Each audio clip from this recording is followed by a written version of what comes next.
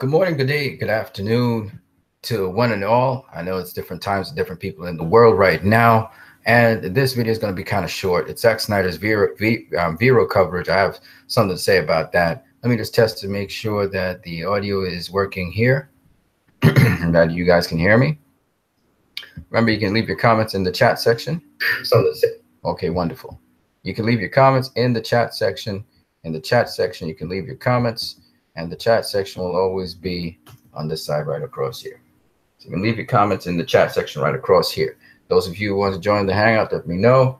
And I will try almost immediately to get you guys into the Hangout. So you guys kind of are getting used to me putting out a spontaneous Hangout or stream at around about this time. I can see that already. Let me go from scripture first.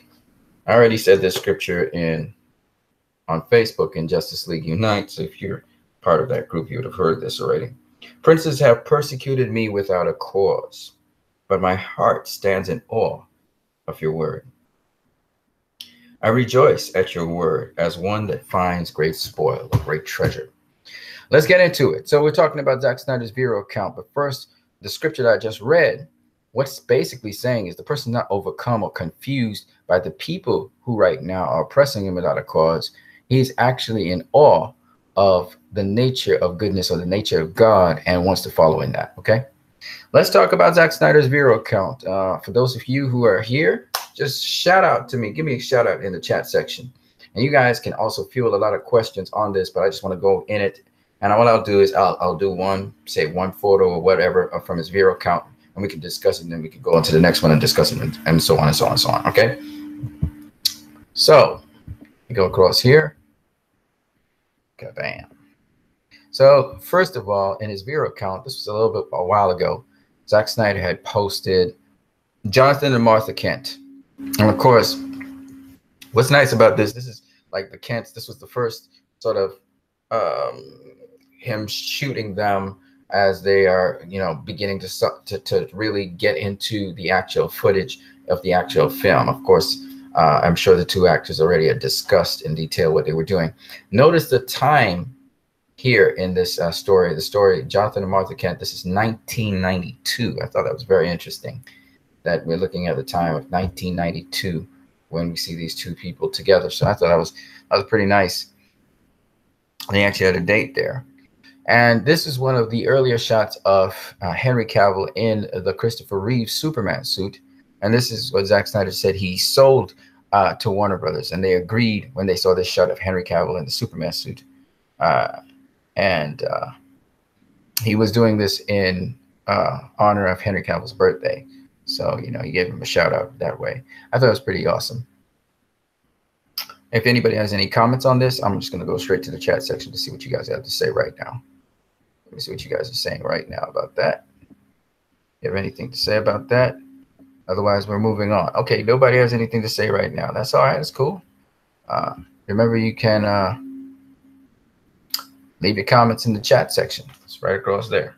Comments in the chat section. Let's keep it moving. So, hold on a second. I'm sure you can't see what I'm seeing. So let me get to the screen share. Yeah, Dave Ethan. Hey, you got a lunch break. I know. I got to go to work, bro. So I got to really speed this up. Shout out to you, Dave Ethan.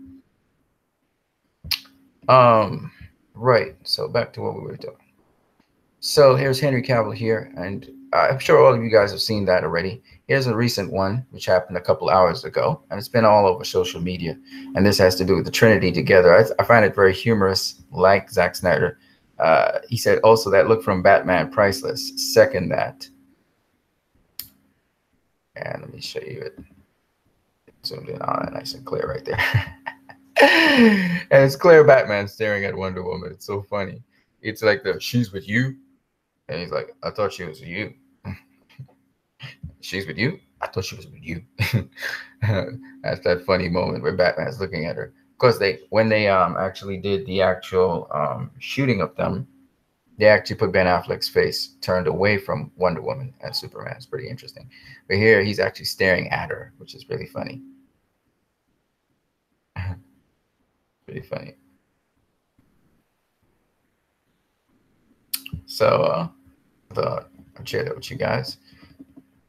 Let's see what else we got here. And then he has also the early footage of Aquaman. Remember that vintage Aquaman look? Well, here it is right here. Isn't that cool? Zoom in a little bit on Jason Momoa. There he is. The king. Well, it wasn't king of Atlantis, but still, it's really cool. Remember this quintet that we saw in Justice League? There it is again. So I thought it was it's just fan moments there. Zack Snyder and Vero. Now this one, it also relates to Aquaman, if you're paying attention. This was Zack Snyder, you saying he was at the office. Now what's very interesting about that, there's a number of different things that are very interesting about that. And if you pay attention, so let's zoom in a little bit. All right. So the first thing you will notice is it's Zack Snyder, and he has his foot up in the air, and he's sitting down reading the script, right? But in the background, we have this image here. It's a huge image. We'll get back to that. In the background, you can see Aquaman in the background, and that seems to be a statue of him. But I'm pretty sure in the corner here that we're watching here, in this corner right here, is that a miniature person that's on top of this table? Or is that James Wan? I'm just curious. I don't know. It's not clear enough for me to see, but I found this very interesting, that there's something here. And this is an actual chair back there, right? There are chairs here, but this seems to be on top of a table. So what is that figurine there? If anybody knows, please leave a comment on that, because I would really like to know myself. You can see his gym in the background there. All these chairs and stuff, tables and stuff. Chandeliers and stuff. I don't know if this is from Old Wayne Manor or what. And he's sitting sort of halfway on the chair, rocking back. So Zack's very intentional about what he's doing. So I'm not quite sure what everything is there, but I'm going to show you, point out certain things that I know. So first of all, the Aquaman that you saw, he's part of this setup, some costume prototypes that have been hanging around the office.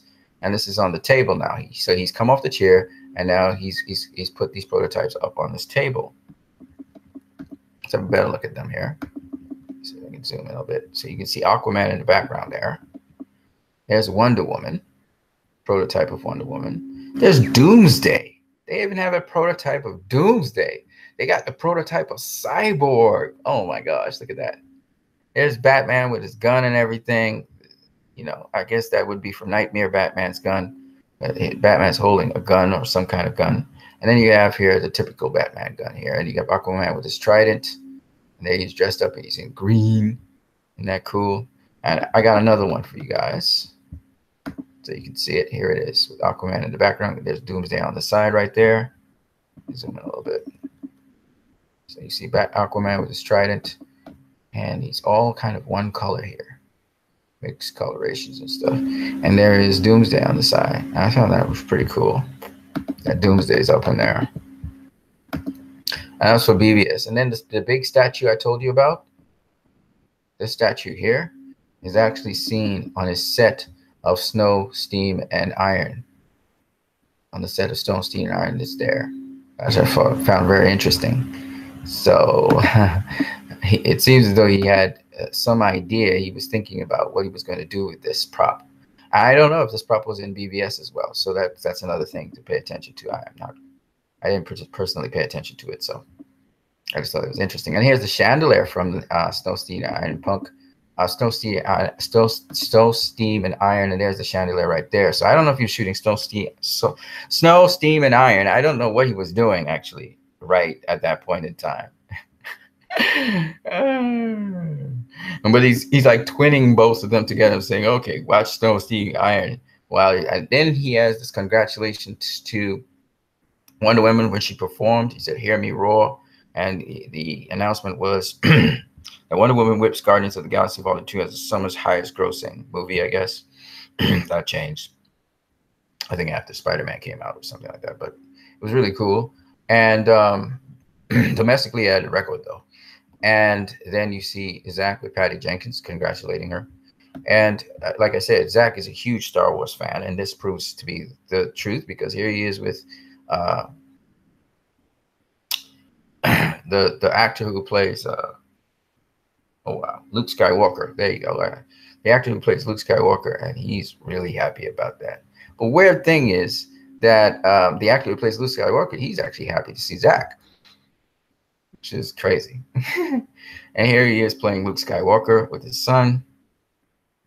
Look who I ran into in my son's Halloween party. Actually, I don't know if that's his son or if that's Darth Vader, some kid playing Darth Vader. But here he is dressed up as Luke Skywalker, just in case you don't know that.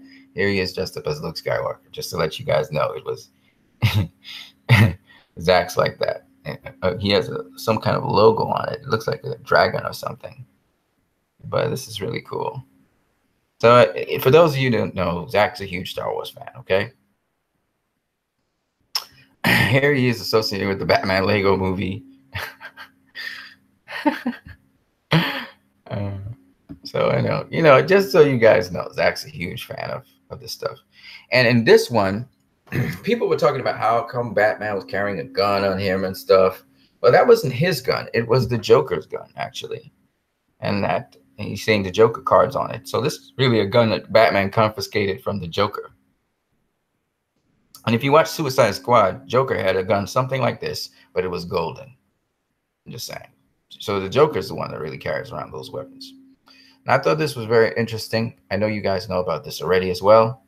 But since Corpus Christi just came off the corner there, I thought it was worth the while to talk about this. That Zack directly, and that's why I said he comes from a Christian Scientist background. He directly paying tribute to Christ, right? So he says, why with all the technology at his disposal would Batman build a spear? Here's why. And here they're showing Christ, and they're going to pierce his side, and blood and water would come out. See the guy's piercing his side right there. All right, so it's the Passion of the Christ. He's alluding to that.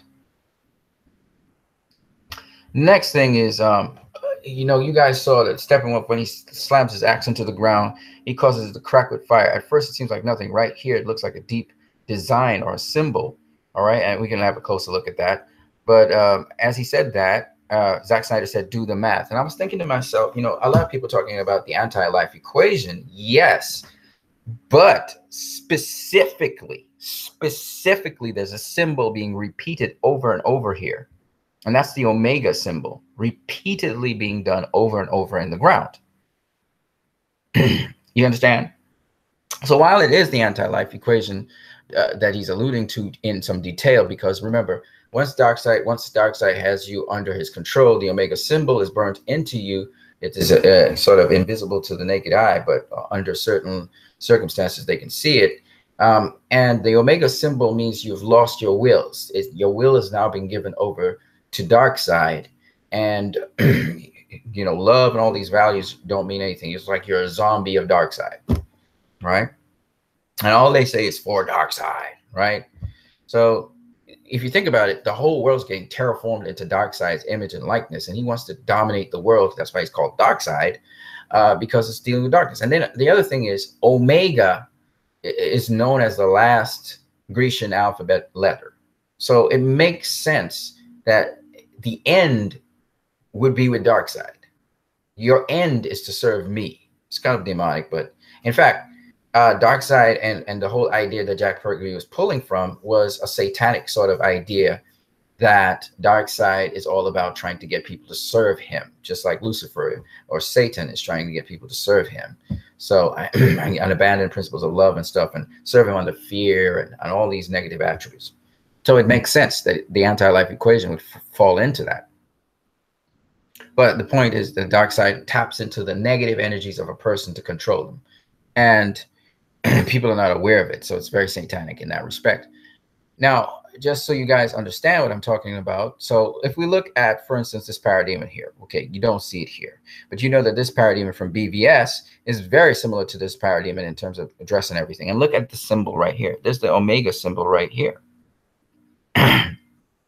on his chest, showing that he is a trooper of Darkseid and he's under Darkseid's control and influence. See what I'm saying? All right, let me show you some more. So here's the Omega symbol in the ground here, right? And basically the anti-life equation equals the Omega symbol. And if you pay attention here, there's the Omega symbol once again on the parademon. Now, normally it's also burnt into the parademon's forehead, but you can't see it. It's invisible, sort of like you have to use a certain thing to see it. And it's darkness. But the point is, here's the Omega symbol showing that these parademons are under Darkseid's control and influence. All right. And that's why they feed off of fear, which makes sense, right? And it seems as though, I don't know how, but they are actually engineered. This is a cybernetic body over their bodies. It's integrated into their bodies, as you can see. And this cybernetic body helps to enhance them even more. Okay, kind of like Cyborg. And so it makes sense that since Superman is birthed from a mother box and Cyborg's birthed from a mother box, that actually they can be, there's a potential for them to be influenced by Darkseid even more than if they didn't have those things influencing them. Which is why Steppenwolf said a creature of chaos. I just wanted you to see this close so you can see this is an Omega symbol right here. And there are multiple Omega symbols forming in this thing here. And it's constantly making the Omega symbol into the ground. And to me, that's like the anti-life equation helps to multiply this Omega symbol. So when Steppenwolf smashes his battle axe into the ground, he continuously makes these lava symbols over and over and over again. Yes. So I just wanted to say that there. And just staying on BVS for a minute. David said, so in the nightmare scene, that was Wayne Manor in the background. And Zack Snyder says, even though Bruce knows it's dangerous to occupy the old Batcave, it has to do with time travel from one point to another. That is, Flash travels from the cave in the future to the cave in the past. But he's too soon, meaning he went too far back, also meaning he will have to step off the cosmic treadmill one more time. So that just means he came off of it and he has to go back, try and rectify the situation. And a guy called Daniel says, no, the original plan was to bring the bad Superman, mixing the Red Sun and Death of Superman arcs on Justice League parts 1 and 2. That's why Flash Lewis is the key. And Zack Snyder says, truth is that it's more complicated than just mixing those two storylines. And David says, don't know if you can say or not, but I always thought that the you were right about him, fear him line was about Darkseid. And Zack Snyder says, I wanted it to be both Superman, then on second read, something darker, which would have been Darkseid. And Ramesh De Silva an hour ago said, Manor Base, meaning the Hall of Justice? And Zack Snyder says to Ramesh De Silva, yeah, it's a code name. And I don't quite follow what he's saying there, but suffice it to say, it was Wayne Manor in the background in an alternate future. And basically, the Flash travels back into time and basically speaks to Bruce Wayne. And that's the essence of it. And while, yes, we were looking at the Injustice Superman storyline and the Death of Superman arcs, and he was talking about Superman Red Sun. I don't know about that, but Zack Snyder was saying that it was kind of going to be a mixture of those two storylines that they were trying to kind of look at in Batman v Superman. I heard a lot of people say that Zack, he was saying a lot more than that. You know, it was going to be the next thing after Batman v Superman was going to be like an injustice story, kind of like where Darkseid was controlling Superman or whatever. I don't know. I don't know about all of that. Why did I say that? Because we see Superman go into the ship and he sees his original outfit and he's not being controlled by Darkseid at that point in time. So I can't fully say that that was what was going to happen, because what I saw in Justice League, it explains that Superman is coming back out, and this time he's coming out as a person who, excuse me for 1 second here.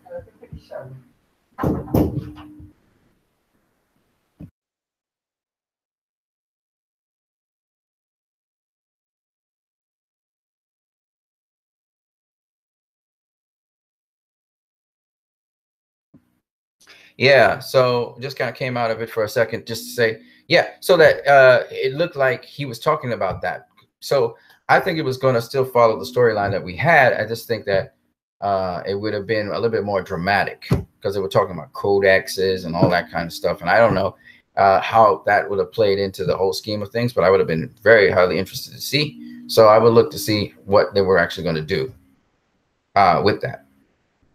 Let me just look to see what you guys are saying in the chat section. Whoa, you guys started talking all the way. Hey, I'm on my day off. Cool, Dave Ethan. Tell me, did you get some sleep? Yep, I sure did. Hey, Dave. Dave Ethan, Mark Hamill. Oh, hi, Tommy. Tommy Temper says, what country are you in, Dave? Dave says, USA. Tommy Temper says, cool, I'm in England. W. Mir says, there's also a practical and scientific reason for kryptonite spear. Go listen to the Man of Steel Answers podcast. Well, Zack Snyder, though, my point is that Zack Snyder himself spoke about why it was a kryptonite spear. So why would I go, you know, I'm just saying, I'm just giving you guys what Zack Snyder said. I'm not right now dealing with the Man of Steel podcast, which is awesome. I will go check that out too, see what he has to say about it.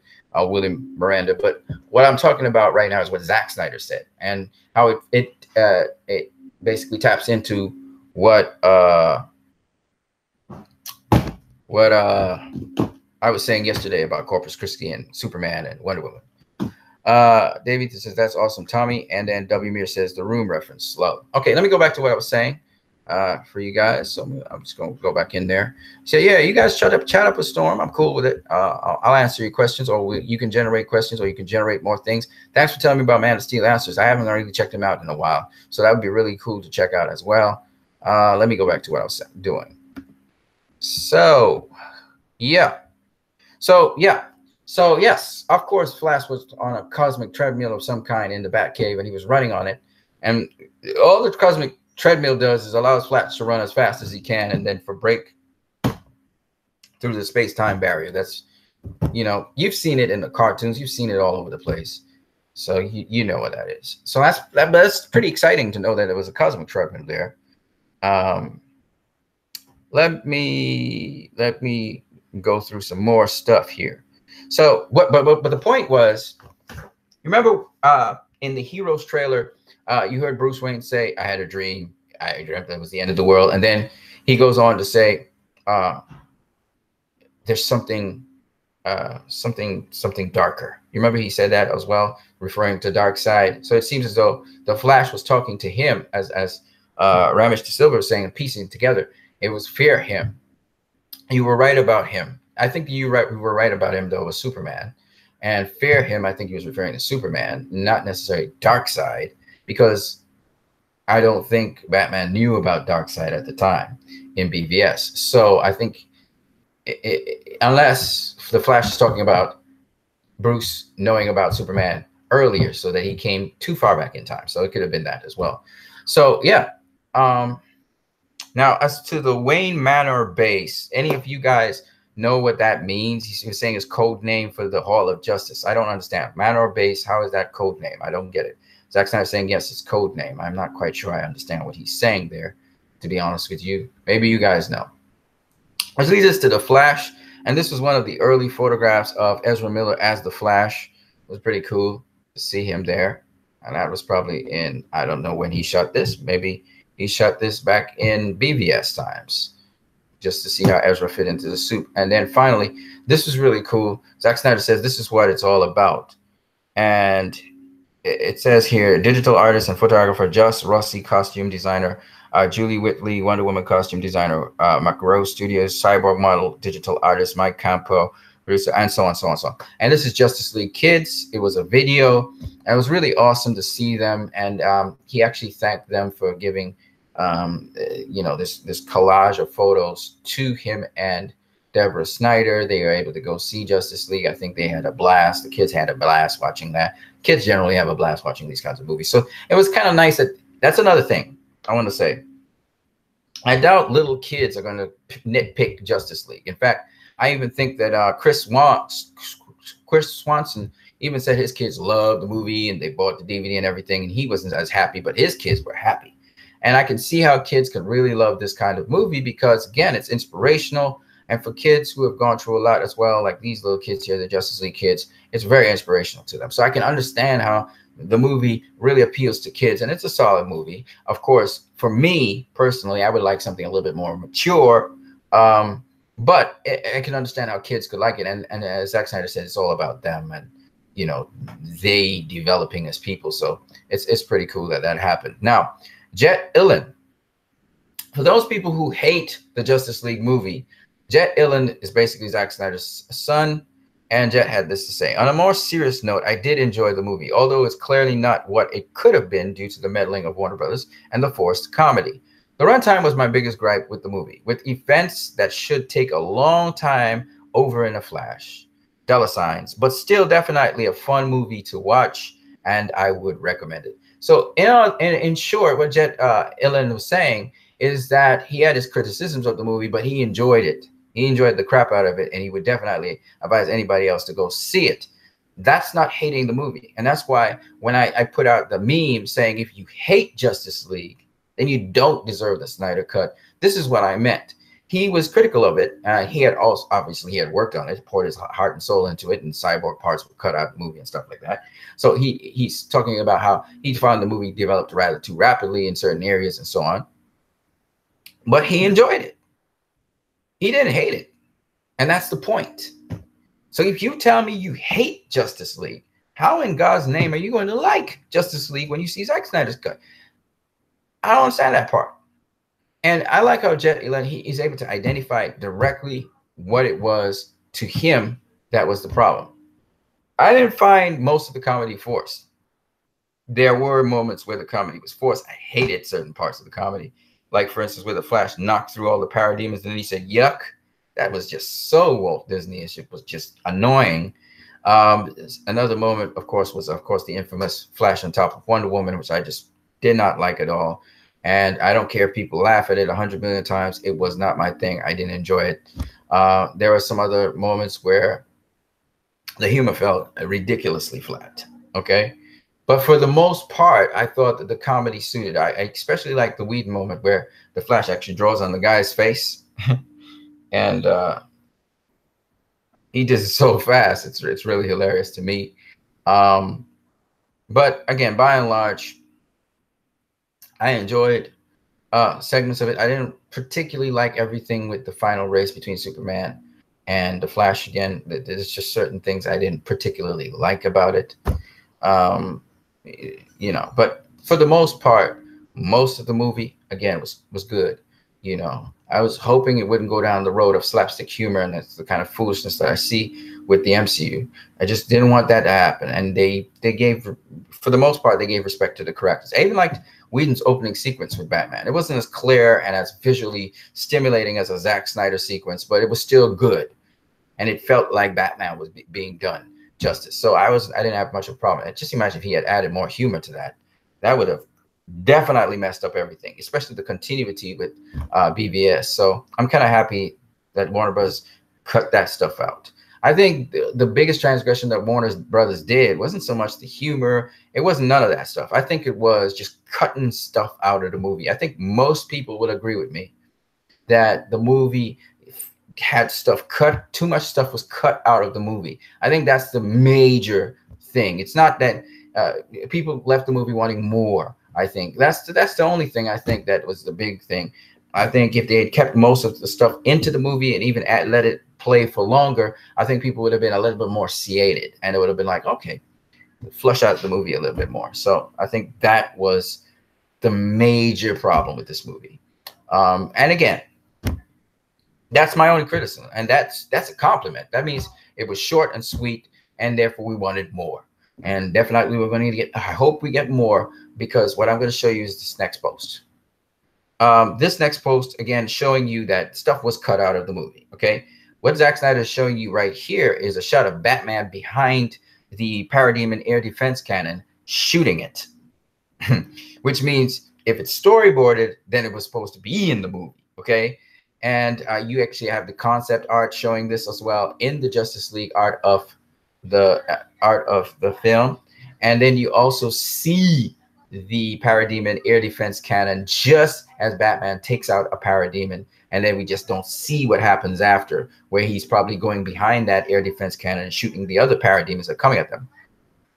And what I think is important about that is it actually gives you this completeness where you get to see that, you know, this is how they took care of some of these hordes of parademons that were coming through. Because remember, there was this horde of parademons chasing down Batman, and we're going to take him out because parademons in bulk, They take you. You saw them take down Steppenwolf.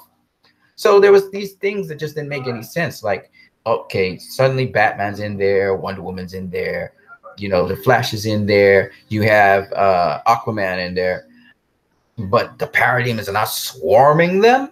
You know what I'm saying? What happened? So when you think about these things, you know, if they had shut the scenes where Aquaman was coming in and dealing with all these parademons, so he was cutting down parademons. You see Batman shooting down parademons after he took a gun. The Flash is knocking out parademons to keep the parademons off of Cyborg. You know, they didn't really flush it out properly so that we could see all those things. Yes, we saw bits and pieces of those things, but it wasn't flushed out because these parademons are like a horde, man. They can rise up like bees. If you've ever seen The Matrix with all the sentinels rising up like a bees and this overwhelming everything. And I think the parademons would have been that equivalent. So, and they're super strong and everything. So I just feel like we didn't get that intensity, that tension that was necessary there. But otherwise, I think it was well played and so on. Hold on a second. Let me just mute my microphone for a second.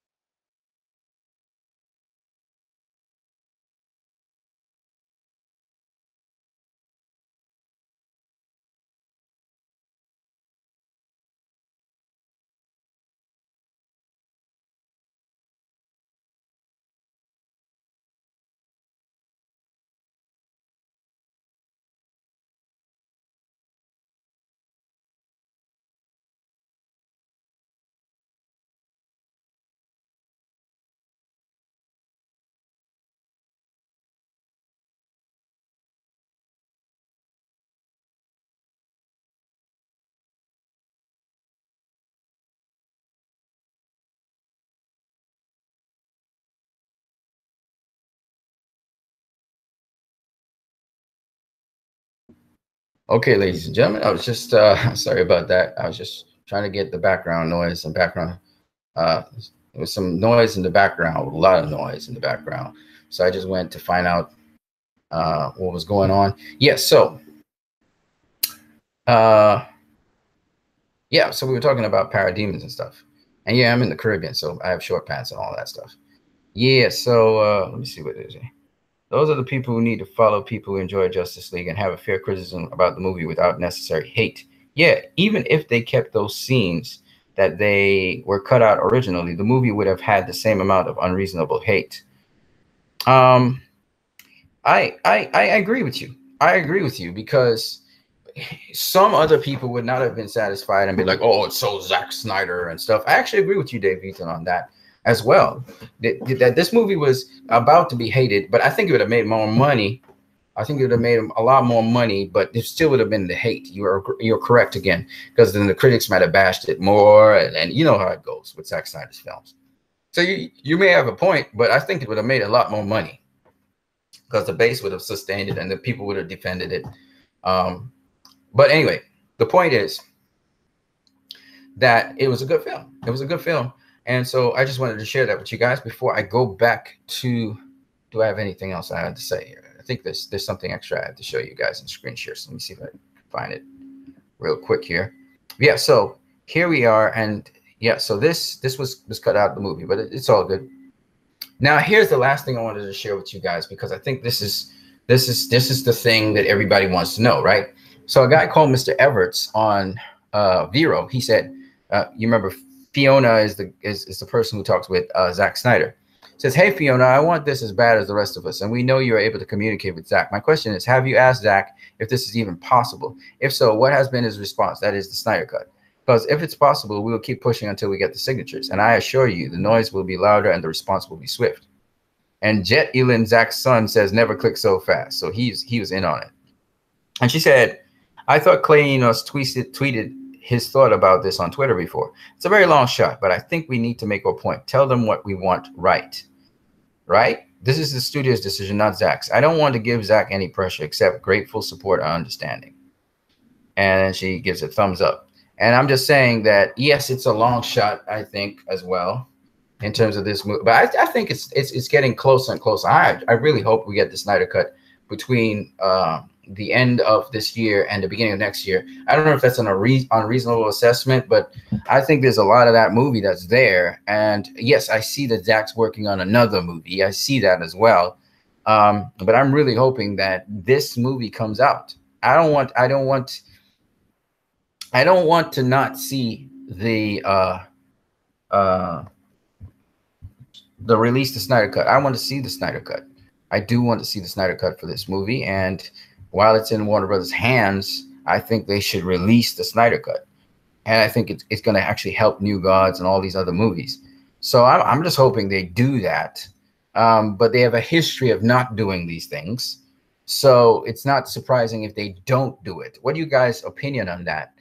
Leave your comments in the comment section below. I'm coming to you guys right now.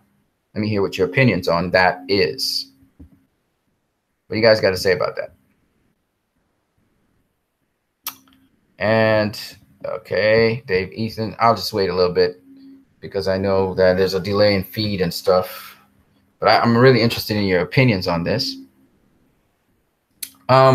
So basically, I think I kind of covered some of Zack's Vero coverage. And suffice it to say, what I'm trying to tell you guys is that I feel like he's one of the guys that got persecuted without a cause, in a way. I'm not saying he's, he's a victim or anything. He's doing well. He's making money. He's doing his movies. But I think that just to get that vision out there, there's such a big battle just to get it out there. And I hope that the people who do release the Snyder Cut will keep on taking it up more and more and more with Warner Brothers. You have to kind of demand things to make the thing happen, because I don't think Zack had any agreement with Warner Brothers beforehand to do this version, unlike with Watchmen and with Batman v Superman: Dawn of Justice.